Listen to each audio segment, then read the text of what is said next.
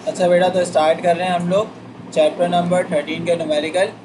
इनका से एक ओवरव्यू ले लो। हम सबसे पहले जो न्यूमेरिकल सॉल्व करेंगे वो न्यूमेरिकल सॉल्व करेंगे मिरर के। मिरर हमारे पास बेटा दो तरीके के होते हैं। एक होता है कॉनकेव, एक क्या होता है कॉन्वेक्स। कॉनकेव की फोकल लेंथ हमेशा पॉजिटिव में आती है और इसकी क्यू की वैल्यू पॉजिटिव में भी हो सकती है और नेगेटिव में भी। पॉजिटिव तब होगी जब वो बोलेगा रियल इमेज, नेगेटिव तब होगी जब वो बोलेगा वर्चुअल इमेज। एक और नेगेटिव में वैल्यू लेते हैं जब वो बोलता है बिहाइंड। सही है भाई। कॉन्वेक्स में कुछ नहीं देखना, कॉन्वेक्स में फोकल लेंथ भी नेगेटिव में होती है और क्यू की वैल्यू भी किस में होती है बताओ बेटा, नेगेटिव। ये एक अदद मिरर इक्वेशन कहलाती है जिसका फॉर्मूला होता है 1/f बराबर है 1/p प्लस 1/q के। एफ से मुराद होता है फोकल लेंथ, पी से मुराद होता है ऑब्जेक्ट डिस्टेंस, क्यू से क्या मुराद होता है इमेज डिस्टेंस। एक और फॉर्मूला पूछ सकते हैं, अगर साइज का बोलते तो मैग्नीफिकेशन का फॉर्मूला इस्तेमाल हो जाता है जो कि होता है Q/P। मैग्नीफिकेशन भी बोलते हैं इसको और ये भी बोलेंगे साइज मालूम करो। जब बोलेगा ना साइज मालूम करो, इसका मुराद है M मालूम करो। आ जाओ बेटा सवाल पे। अब आओ जरा सवाल में क्या लिखा हुआ है। सबसे पहले आपने नेचर को देखना है कि आपके पास कौन सा मिरर मौजूद है। तो जब मैंने वर्क एग्जाम्पल नंबर 1 देखी तो बेटा मेरे पास जो मुझे मिरर मिला वो मिला कॉनकेव मिरर। सबसे पहले डेटा बनाते वक्त मैं इस बात का ख्याल रखूँगा कि सबसे पहले मैं हेडिंग डाल दूँगा कि भाई मेरे पास मिरर कौन से। तो भाई मैंने सबसे पहले हेडिंग डाल दी कि मेरे पास जो मिरर है बेटा वो मेरे पास है कॉनकेव मिरर। अब कॉनकेव मिरर है ना, तो मेरे जहन में पता है क्या चल रहा होगा। मेरे जहन में चल रहा होगा ये वाली कंडीशन, यानी कि लेफ्ट हैंड साइड वाली। बात क्लियर हो गई। तुम लोग बोलोगे सर कॉनकेव मिरर है ना, अगर फोकल लेंथ गिवन होगा ना तो वो हमेशा किस में आएगी, पॉजिटिव। क्यू की वैल्यू भाई सर दोनों हो सकती है, पॉजिटिव भी और नेगेटिव भी, वो तो हम सवाल पढ़ के आपको बताएंगे। तो आओ जरा सवाल पढ़ो। Concave mirror form a real image. अब रियल इमेज बोल दी इसने, यानी कि क्यू की वैल्यू किस में आएगी, पॉजिटिव।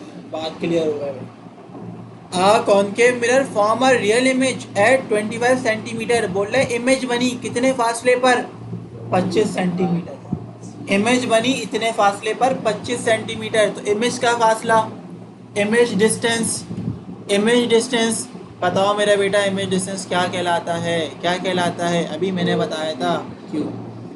और क्यू की वैल्यू को बेटा मैं पॉजिटिव लूंगा क्योंकि उसने वर्ड इस्तेमाल करा है रियल का। जो बात मैंने कही थी वही बोला उसने। तो जो मैंने कंडीशन लिखवाई हुई है ना, अगर उसको याद है ना वो बोलेगा सर बहुत आसान न्यूमेरिकल। भाई जीरो लिखने की ज़रूरत नहीं होती। सही है, मैंने नहीं लिखा 25 लिखो या 25.0 लिखो। From a mirror surface along the principal axis if the corresponding object is at a 10.0 centimetre distance. Object का फासला कितना है, 10।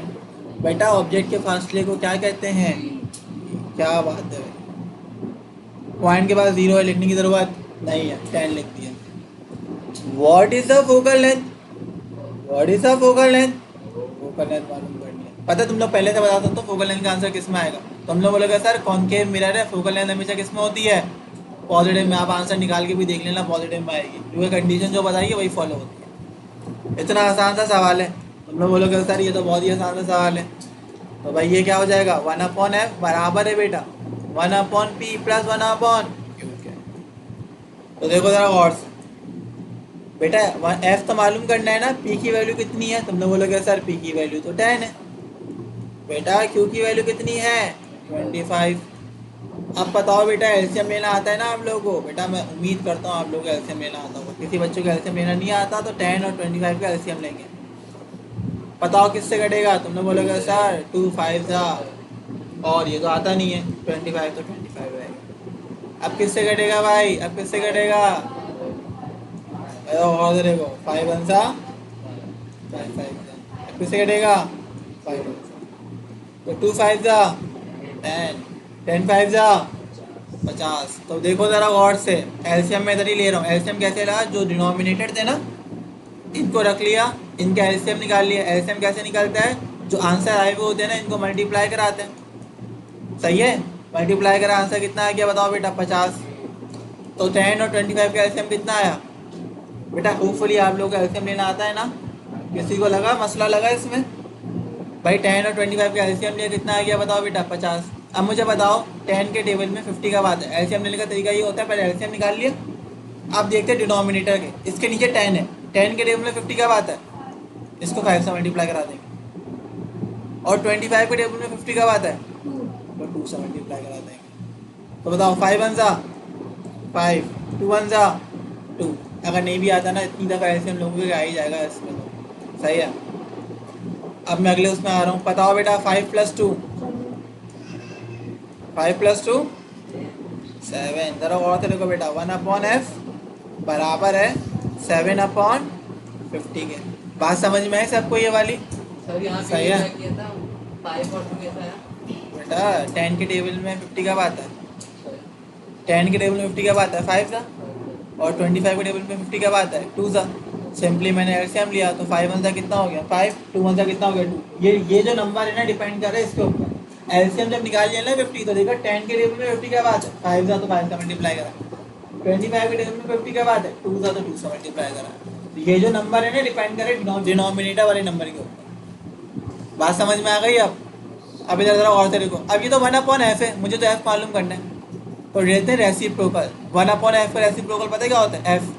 जब उल्टा करते हैं ना तो वैल्यू भी उल्टी हो जाती है, तो 1/f का रेसिप्रोकल तो f होता है, तो 7/50 का रेसिप्रोकल क्या होगा? 50/7, यानी कि दोनों को उल्टा कर दिया। सही है। अब मुझे बताओ इसका आंसर क्या आएगा पॉइंट्स में बेटा? 50/7 का 7.142, पॉइंट के बाद 3 डिजिट ले लेना, और जो यूनिट आपके डेटा में इस्तेमाल करा हुआ होगा सेंटीमीटर, सेंटीमीटर वही यूनिट फोकल लेंथ का आएगा, क्योंकि तीनों के जो यूनिट होते हैं मेरा बेटा वो हमारे पास सेम होते हैं। पहले बताओ इस सवाल में कोई मसला आ गया समझ में अच्छे से? सही है। तो देखो मैंने तो सारी बातें बताई थी ना, तो आप लोगों को ना आधी बातें पहले से ही पता थी, तो आप लोगों के लिए बोला सर फॉर्मूला लगाओ आंसर पुट कर दो।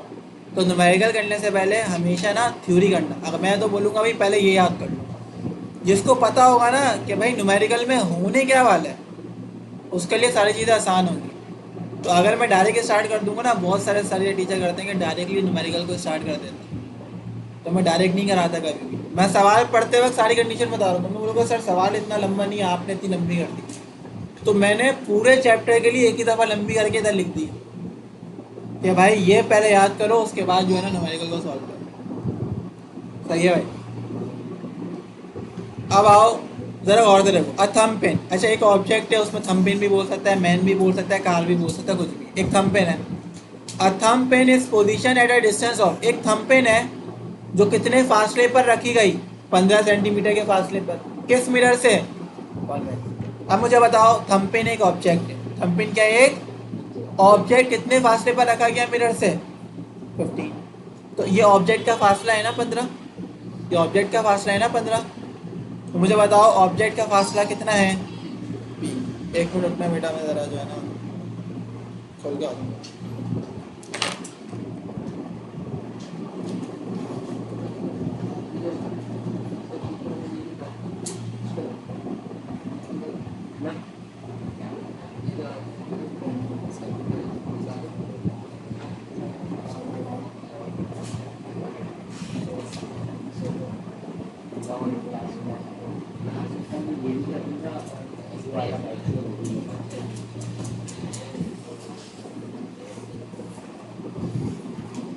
अच्छा भाई, सवाल को होपफुली आप लोगों ने पढ़ लिया होगा बातें करे बगैर। क्या मैं अच्छी उम्मीद रख सकता हूँ आप लोगों से कि आप लोगों ने सवाल पढ़ लिया होगा सारा, और आप लोग मुझे बताने वाले हो। तो बेटा उसमें लिखा हुआ है thumb pen is position at a distance of 15 centimetre. Thumb pen एक ऑब्जेक्ट है, ऑब्जेक्ट का फासला बोला। याद रखना ऑब्जेक्ट नहीं बोलेगा वो, ऑब्जेक्ट का नाम लेगा ना, बॉय बोलेगा, कार बोलेगा, कुछ भी बोलेगा। उसने बोला थंब पेन रखा है मिरर के फासले पर, तो मिरर से ऑब्जेक्ट का फासला बता रहा है वो। उसने ये नहीं बोला थंब पेन की इमेज बन गई, उसने ये नहीं बोला।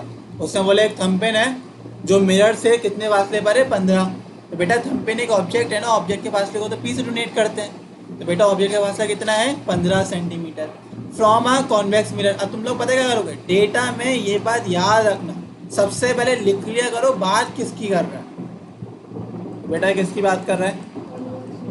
अब सारी बातें क्लियर होंगी। कॉन्वेक्स, पहले वो कॉन्केव था, ये क्या है? Convex. Of a focal length 20 centimetre. अब क्या कोई बच्चा मुझे बता सकता है सर फोकल लेंथ क्या करेंगे आप? ये देखो अल्लाह का बंदा, मैं क्या बोलूँ, बंदा जितनी पढ़ाने की जो मेहनत थी ना, आपने जो पॉजिटिव बोला ना, सारी मेहनत ख़राब चली गई, मतलब जो पूरा लिखा। बेटा कॉनकेव मिरर, हाँ बहुत सारे बच्चों ने सही भी बोला है। तो कॉनकेव मिरर किस में होगी बताओ बेटा? नेगेटिव में होगी, हालांकि आंसर देना चाहिए था। ये कॉनकेव मिरर है, फोकल लेंथ किस में आएगी बताओ बेटा? सारी बातें पहले से तभी बताई थी कि आंसर आप लोग करेक्ट दे सकते। चलो कोई बात नहीं, आगे दे देना। तो फोकल लेंथ देखो सवाल में नहीं दिया हुआ नेगेटिव में, खुद से लेना था, क्योंकि पहले ही बता चुका था कॉनकेव मिरर में आपको पता होना चाहिए, आपको पता होना चाहिए ये कॉनकेव मिरर का सवाल है। तो फोकल लेंथ किस में आएगी? माइनस। तो बच्चे कंफ्यूज ही होते हैं कि पॉजिटिव या नेगेटिव। भाई कुछ भी नहीं करो, वो जो लिखवाया हुआ है ना कोई इतना मुश्किल नहीं है, सब बातें लिखी हुई हैं उसमें। उन लोग बोलोगे नेगेटिव, बहुत सारे बच्चों ने आंसर भी करा, अच्छी बात है। बोले determine the position and nature of the image. Position मालूम करो इमेज की, और क्या मालूम करो बताओ बेटा? नेचर। यानी कि पोजीशन भी इमेज की और नेचर भी किसका? इमेज का। अच्छा, पोजीशन ऑफ इमेज से क्या मुराद होता है कि कहाँ पे इमेज बनेगी? अब पोजीशन ऑफ इमेज बोल रहा है, पोजीशन ऑफ इमेज से पता है क्या मुराद होता है? इन शॉर्ट में क्या पूछ रहा है वो? कितने फासले पर कहाँ पर इमेज बनेगी। तो क्या पूछ रहा है वो? पोजीशन ऑफ इमेज से मुराद है क्या पूछ रहा है? Distance of image. तो पोजीशन ऑफ इमेज बोले या डिस्टेंस ऑफ इमेज बोले, बात एक ही है। तो क्या मालूम करना है बेटा? क्या मालूम करना है? क्यों। क्या मालूम करना है? नेचर से मुराद होता है, अगर आंसर पॉजिटिव में आएगा तुम लोग बोलोगे रियल एंड इन्वर्टेड, और अगर नेगेटिव में आंसर आएगा तो क्या बोलोगे? Virtual and erect. तो दो चीज़ें मालूम करनी है, और नेचर डिपेंड भी करता है किसके ऊपर? क्यों के आंसर के ऊपर। बात समझ में आ रही है? बेटा ज़रा सवाल को सॉल्व करो, क्यों मालूम करना है। अब आओ ज़रा और सुनो, फॉर्मूला क्या होता है? 1/f बराबर है 1/p प्लस 1/q के। अब ज़रा और से देखो मेरे बेटा, ये रहा 1/f। अच्छा f की वैल्यू तो पुट कर दो, f की वैल्यू कितनी है बताओ बेटा? अच्छा याद रखना f की वैल्यू माइनस में है, तो देखो मैं लिखूंगा -1/20। मैंने क्या लिख दिया? -1/20। सही है। अब मुझे बताओ p की वैल्यू कितनी है? p की वैल्यू कितनी है? 1/15। और q की वैल्यू क्या करनी है बताओ बेटा मुझे? अच्छा ये प्लस का है 1/15, उधर आगे किसका हो जाएगा? ये रहा -1/20, ये रहा -1/15। ये किसके बराबर रहा बताओ बेटा? 1/q के। अब क्या तुम लोग 20 और 15 के एलसीएम लेके बता सकते हो? देखो मैं साइड में ले रहा हूँ 20 और 15 के एलसीएम। जरा मुझे बताओ बेटा, छोटे नंबर से स्टार्ट करते हैं। बताओ 2 10 15, अभी भी 2 से कैंसिल हो रहा है, बताओ क्या? 2 5 अभी भी कैंसिल हो रहा है, बताओ कितना? 3 5 3 5 15 होता है बेटा। सही है। अब क्या रह गया? 5 1 5 1। एलसीएम से मुराद होता है छोटे नंबर से स्टार्ट करो, लीस्ट कॉमन मल्टीपल्स कहते हैं ना एलसीएम। अदरा मुझे बताओ एलसीएम क्या आएगा? 2 2 4 3 और 12 5 एलसीएम क्या आया? 20 और 15 का क्या आया? बोलो बोलो बोलो। 60। भाई 60 एलसीएम आ गया। क्या तुम लोग मुझे बता सकते हो अब क्या करेंगे? सर अब आप देखेंगे ये वाले नंबर को, नीचे वाले 20 के टेबल में 60 का बात है, तो ना बोलोगे 3 15 के टेबल में 60 का बात है, वाह वाह 6, वाह वाह वाह वाह, क्या बात है भाई, क्या बात है। यकीन करो रिकॉर्डिंग चल रही है, नहीं तो ऐसे ऐसे अल्फाज आ रहे हैं ना अभी मेरे जहन पे, यकीन करो ऐसे ऐसे आ रहे हैं ना। हाँ हाँ क्या बोलूँ मैं तुम्हें। -3 -4 आंसर कितना आएगा? -7 डिवाइडेड बाय 60। ये क्या है बताओ बेटा? 1/q। होपफुली सबको समझ में आ गया होगा। -3 -4 -1 वह -7। माइनस माइनस प्लस होता है, बट साइन माइनस का आएगा क्योंकि बड़ा नंबर माइनस के साथ है। अब रेसिप्रोकल लेंगे, बताओ क्या होगा? 1/q का रेसिप्रोकल क्या होगा? q। और ये -7/60, ये क्या हो जाएगा? -60/7। उल्टा कर देता है। बात समझ में आ रही है? अब बताओ बेटा q का आंसर देखो माइनस में आएगा, मुझे यहाँ डिवाइड करके आंसर बताओ। 8.5 अब 8 पॉइंट नहीं, तुम लोगों ने गलत बोला, तुम लोगों ने -8.51 सेंटीमीटर। अब देखो q का आंसर नेगेटिव में आए, तो क्या तुम लोग मुझे नीचे बता सकते हो सर q का आंसर नेगेटिव में आए? q का आंसर नेगेटिव में आए, आपने एक बात बता चुके हैं पहले से। q का आंसर नेगेटिव में आए तो क्या बोलोगे? बोलो बेटा virtual and erect, virtual and erect. सारी बातें बताई हुई हैं, सिर्फ एक दफ़ा गो थ्रू कर लेना। तो बोलोगे सर नेचर पता है क्या है? नेचर है वर्चुअल एंड इरेक्ट। बात समझ में आ गई? अच्छा भाई अब आओ जरा गौर से। अब आते हैं बेटा क्वेश्चन नंबर 2 की तरफ, जो कि दोबारा मिरर का सवाल। बात समझ में आई थी? प्रीवियस वाला सवाल अच्छे से समझ में आया था। अब आओ क्वेश्चन नंबर 2 पर। लिखा हुआ है an image of a specimen. Specimen बना होता है कोई भी एक ऑब्जेक्ट, कोई भी ऑब्जेक्ट होता है specimen. appears to be 11.5 centimetre behind a concave mirror। एक स्पेसिमेन की इमेज है, एक स्पेसिमेन है जिसकी इमेज बनी है। कहाँ बनी है? कितने फासले पर? 11.5 सेंटीमीटर। जो इमेज बनी है ना बेटा, वो बनी है बिहाइंड। इमेज बनी है, इमेज का फासला बोले, एक स्पेसिमेन की इमेज बनी कितने फासले पर? इमेज का फासला दे रहा है। इमेज का फासला बोलोगे सर आप बताते थे इमेज का फासला क्यू से दिखाते हैं, इमेज डिस्टेंस क्यू से दिखाते हैं। मगर क्या कोई बच्चा बता सकता है कि इसका आंसर मैं पॉजिटिव में लिखूंगा कि नेगेटिव में? माइनस में। क्यों लिखूंगा माइनस में? बिहाइंड। बात समझ में आ रही है? क्योंकि मैं अच्छी खासी दफ़ा पढ़ा चुका हूँ इस बुक को, तो मुझे पता है कि सारी बातें आने वाली हैं। सही है, तो मैंने सारी बातें पहले से बता दी कि आप लोग आंसर कर सको। ठीक है, और आंसर कर रहे हो, बहुत अच्छा लग रहा है। Concave mirror with a focal length. भाई कौन सा मिरर है? तुम लोग बोलोगे सर मिरर तो देखे कौन सा है? कॉनकेव मिरर है। फोकल लेंथ किसमें लूंगा? फोकल लेंथ किसमें लूंगा? पॉजिटिव। बेटा फोकल लेंथ पॉजिटिव में होती है कॉनकेव मिरर की। अगर नहीं पता तो बता देता हूँ पीछे ले जाके। कितना है बोलो? ये देखो बेटा, कॉनकेव मिरर की अगर बात करें, कॉनकेव मिरर की अगर बात करें तो मेरा बेटा कॉनकेव मिरर फोकल लेंथ हमेशा पॉजिटिव। भाई हो गया। क्या मालूम करना है? बोल रहा है find the specimen distance from the mirror. Specimen object को कहते हैं। ऑब्जेक्ट का मिरर से कितना फासला है?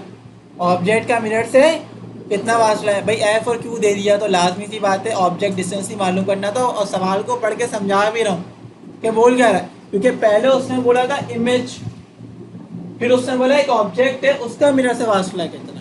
इमेज का फासला तो दे दिया था, फोकल लेंथ भी दे दी थी। अब बोल रहा ऑब्जेक्ट का कितना फासला है, यानी कि क्या मालूम करना है? बोलो बेटा। तो उसने ये नहीं बोला ऑब्जेक्ट का मिरर से फासला कितना है, उसने बोला स्पेसिमेन का मिरर से कितना फासला, कि स्पेसिमेन इधर एक ऑब्जेक्ट। सही है। अब हम आते हैं मेरा बेटा सॉल्यूशन पे। बेटा 1/f बराबर है 1/p प्लस 1/q के। कोई बच्चा बता सकता है सर एफ की वैल्यू कितनी है? बोलोगे सर एफ की वैल्यू है, कैलकुलेटर हाथ में होना चाहिए, पहले बता रहा हूँ, ऐसी की तैसी कर दूंगा नहीं तो अभी मैं। सही है, p 1/p। क्या देखो ये लिखा हुआ है प्लस 1/q। भाई लिख भी देना प्लस 1/q। अगर प्लस माइनस क्या हो जाएगा? माइनस, क्योंकि q की वैल्यू किस में आने वाली है? माइनस में। तो मैं लिख रहा हूँ माइनस 1/, क्या बताओ बेटा? 11 पॉइंट। ये फॉर्मूले का प्लस था, q की वैल्यू पुट करी है मैंने। अब मुझे बताओ क्या हो जाएगा? वैसे डायरेक्ट भी माइनस से पुट कर सकता था, दिखाने के लिए कर दिया। अगले सवाल में जब माइनस आएगा ना तो प्लस की जगह क्या लिख देना? माइनस, क्योंकि प्लस माइनस क्या हो जाएगा? माइनस। तो इतनी लंबी कर देनी है, बस करके दिखा दिया। प्लस माइनस क्या हो गया? प्लस माइनस क्या हो गया? माइनस। ये क्यू की वैल्यू दी ना माइनस में, तो -1/, करके लिखा। ठीक है, अब मुझे बताओ ये माइनस का उधर आगे किसका हो जाएगा?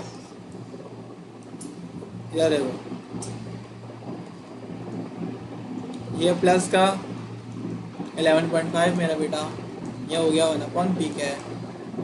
अब देखो बेटा ये मल्टीप्लाई होगा, ये इधर से मल्टीप्लाई होगा और ये इधर से मल्टीप्लाई होगा। ऐसा अब देखो एलसीएम लेने का एक और तरीका होता है जब एक नंबर पे नहीं आता।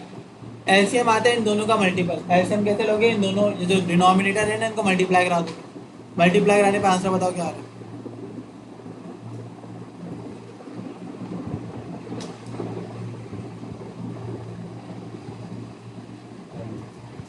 155 क्या?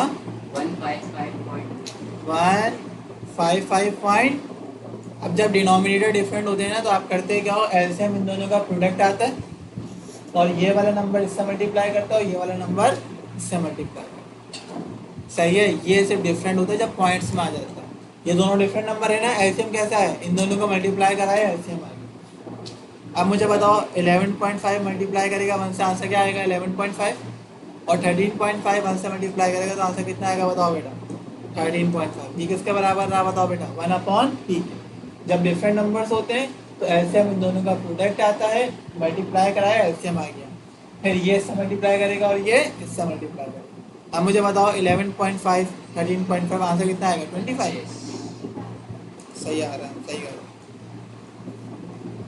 155.25 मेरा बेटा, ये बराबर है 1/p के। अब बेटा मुझे बताओ ये 1/p है ना बेटा, 1/p नहीं कर रहा है, इसको मैं p कर रहा हूँ। क्या कर रहा हूँ बताओ बेटा। अब मुझे बताओ बेटा, अगर मैं इसको p करूँगा, अगर मैं इसको p करूँगा तो ये क्या हो जाएगा, डिवाइड तो नहीं कर दिया किसी बेवकूफ़ ने। इन दोनों को डिवाइड करो, आंसर बताओ। पक्की बात है ना, इसको इससे डिवाइड करा है, ऐसा तो नहीं 25 को ऊपर रख दिया। क्या आंसर आया, 6.21। ये क्या हो गया बताओ बेटा, कोई मसला, कोई मसला।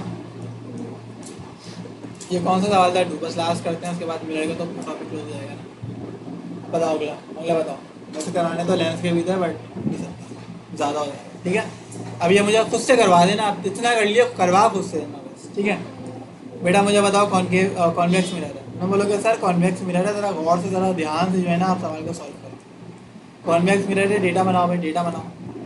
कॉनकेव मिरर यूज अच्छा for rear view, rear view कहते हैं साइड मिरर देखे गाड़ियों के, आप सामने खड़े हो पीछे का दिख रहा है, उसको कहते हैं रियर व्यू, रियर व्यू इसको कहते हैं, सही है। अब convex mirror use for a rear view on an automobile, automobile कहते हैं गाड़ियों वगैरह को, ठीक है। Has a radius of curvature, एक बात बताना भूल गया मेरा बेटा, एक बात बताना भूल गया, रेडियस ऑफ कर्वेचर को दिखाते हैं आर से, और इससे पता है हम क्या निकाल सकते हैं, फोकल लेंथ। तो रेडियस ऑफ कर्वेचर को अगर तुम डिवाइड कर दो 2 से, किससे डिवाइड कर दो 2 से, तो मेरे पास क्या निकल जाता है बताओ बेटा, फोकल लेंथ। क्या निकल जाता है, तो फोकल लेंथ का एक और फॉर्मूला होता है, फोकल लेंथ का फॉर्मूला क्या होता है बताओ बेटा, आर अपॉन जब भी रेडियस ऑफ कर्वेचर गिवन करता है ना, इससे मुराद होता है फोकल लेंथ खुद से मालूम करोगे। कैसे मालूम करोगे, रेडियस ऑफ कर्वेचर की जो वैल्यू है इसको डिवाइड कैसे करा दोगे, तो मेरे पास क्या निकल जाएगा, फोकल लेंथ। तो जब भी रेडियस ऑफ कर्वेचर गिवन करेगा ना, फोकल लेंथ का जिक्र ही नहीं होगा, क्योंकि रेडियस ऑफ कर्वेचर की वैल्यू को 2 से डिवाइड कराओगे तो आपके पास फोकल लेंथ निकल जाएगा। अब मुझे बताओ concave mirror uses a rear view on an automobile has a radius of curvature of 4 metre. भाई रेडियस ऑफ कर्वेचर है मेरा बेटा 4 मीटर। अब मुझे बताओ फोकल लेंथ का फॉर्मूला क्या होता है, r/2। अब मुझे बताओ 4/2 हो गया, आंसर कितना आएगा बताओ बेटा, 2 मीटर।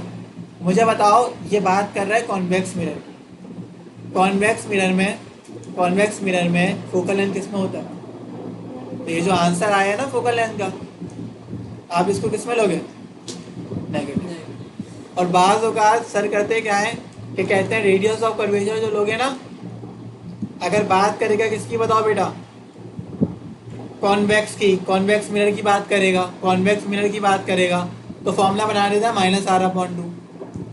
और अगर कॉनकेव की बात करेगा तो फॉर्मूला बना देना क्या बताओ बेटा, r/2।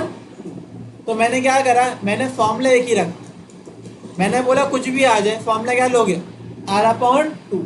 एंड में आके डिसाइड कर लेना कि पॉजिटिव में होगा कि नेगेटिव में, क्योंकि मैं पहले से लिखवा चुका। बात समझ में आई, आपने कुछ भी नहीं करना। दोबारा बता, रेडियस ऑफ कर्वेचर की जो वैल्यू होगी उसको डिवाइड कराओगे 2 से, क्या निकल जाएगा, फोकल लेंथ। फिर डिसाइड कर लेना कौन सा मिरर है, कॉन्वेक्स था तो आंसर क्या आएगा बताओ बेटा, तो आंसर प्लस में ही आया बट मैंने माइनस में करा, क्योंकि मेरा बेटा जो मेरे पास मिरर है वो मेरे पास कौन सा है, कॉन्वेक्स, ठीक है। इफ अ बस इज लोकेटेड एट 5 मीटर, बस क्या होगी, बस एक ऑब्जेक्ट है, बस कितने फासले पर है मिरर से, 5। ऑब्जेक्ट का फासला क्या कहलाता है, p, तो 5 मीटर के फासले पर है, 5.00 लिखा हुआ है, 0 लिखने की जरूरत। Find the image position, image position से क्या मुराद होता है, इमेज डिस्टेंस, पोजीशन से मुराद होता है डिस्टेंस, कहाँ पे बनेगी, कहाँ पे बनेगी, कौन सी पोजीशन होगी, कितनी दूर होगी।